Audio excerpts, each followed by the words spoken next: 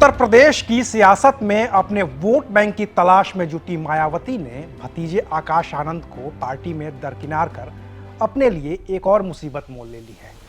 और इसके बाद सवाल उठने लगे हैं कि क्या मायावती के भतीजे आकाश आनंद खुद मायावती के लिए बड़ी चुनौती बन जाएंगे और अब वो खुद चंद्रशेखर की राह पर चल पड़ेंगे, जिससे मायावती की बची खुची ताकत भी खत्म हो जाएगी।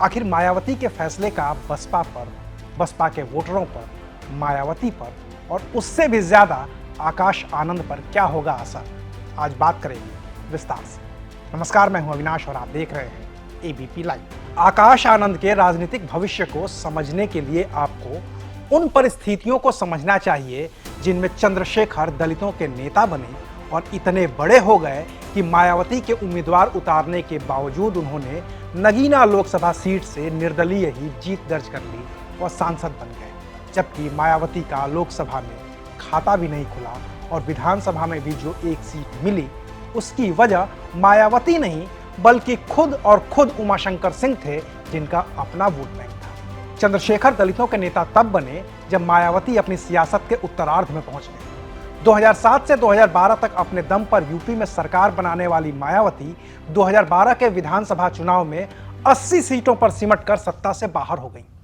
इसके ठीक 2 साल बाद जब लोकसभा के चुनाव हुए तो नरेंद्र मोदी के नेतृत्व में बीजेपी की आंधी चली, जिसमें बसपा पूरी तरह से साफ हो गई और उसे लोकसभा की एक भी सीट नहीं मिली। दलित नेतृत्व के इस गैप को भरने के लिए चंद्रशेखर आगे आए और उन्होंने साल 2015 में बनाई भीम आर्मी। फिर 2017 के विधानसभा चुनाव में भी बीजेपी की ही आंधी चली और बसपा 19 सीटों पर सिमट गई। इस दौरान चंद्रशेखर लगातार आंदोलन करते रहे, जेल जाते रहे और दलितों की आवाज उठाते रहे। 2019 के लोकसभा चुनाव में सपा और बसपा के गठजोड़ के बाद भी जब बसपा 10 सीटों पर ही सिमटी रही तो इसके अगले ही साल चंद्रशेखर ने तय किया कि अब वो राजनीति में उतरेंगे, क्योंकि मायावती के पास अब वो सियासी ताकत नहीं है कि दलित उनके भरोसे रह सके। पार्टी बनाने के बाद चंद्रशेखर ने 2022 का विधानसभा चुनाव लड़ा और वो भी मुख्यमंत्री योगी आदित्यनाथ के खिलाफ, जहां उनकी जमानत जब्त हो गई।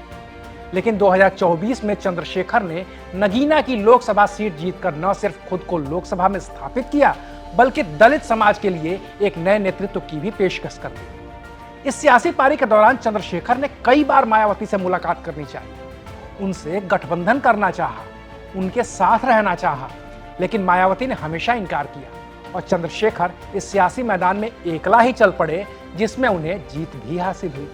अब चंद्रशेखर वाली चुनौती ही मायावती के भतीजे आकाश आनंद के पास भी है। आकाश आनंद भी 2017 से ही राजनीति में सक्रिय हैं। मायावती के मंच से अपनी राजनीति शुरू करने वाले आकाश आनंद को मायावती ने न सिर्फ अपना उत्तराधिकारी बनाया बल्कि उन्हें बसपा का नेशनल कोऑर्डिनेटर भी बनाया था। राजनीति में सक्रिय हुए आकाश आनंद जब 2024 के लोकसभा चुनाव में उतरे तो उनके भाषण वायरल होने लगे। वो भरे मन से पीएम मोदी को ललकारने लगे और मौजूद जनता तालियां बजा बजा कर जताने लगी कि अब उन्हें उनका नेता मिल गया है जो खुलकर बात करता है। लेकिन आकाश आनंद की बढ़ती लोकप्रियता मायावती को शायद नागवार गुजरी और चुनाव के बीच ही मायावती ने उन्हें राजनीति में अपरिपक्व बताते हुए नेशनल कोऑर्डिनेटर के पद से हटा दिया। उनकी सारी चुनावी रैलियां कैंसिल कर दी और उन्हें राजनीति में किनारे कर दिया। इसके साथ ही मायावती ने आकाश आनंद को अपने उत्तराधिकारी के पद से भी हटा दिया। यह फैसला 7 मई 2024 को तब हुआ जब लोकसभा के चुनाव चल ही रहे थे।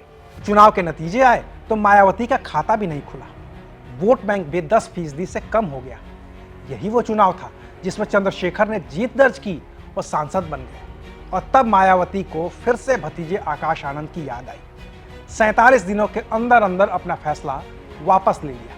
आकाश आनंद फिर से बसपा के नेशनल कोऑर्डिनेटर और मायावती के उत्तराधिकारी बन गए। लेकिन मायावती इस फैसले पर भी लंबे वक्त तक कायम नहीं रह पाई।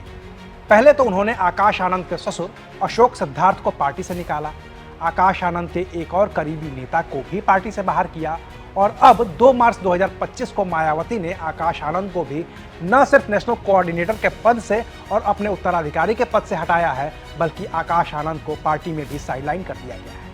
पार्टी की तरफ से जारी प्रेस रिलीज में साफ तौर पर लिखा गया है, आकाश आनंद को पार्टी के सभी पदों से हटाकर अलग कर दिया गया है। अब आनंद कुमार और रामजी गौतम को पूरे देश के लिए पार्टी का नेशनल कोऑर्डिनेटर बनाया गया है। मायावती के इस फैसले पर आकाश आनंद की भी प्रतिक्रिया आ गई है।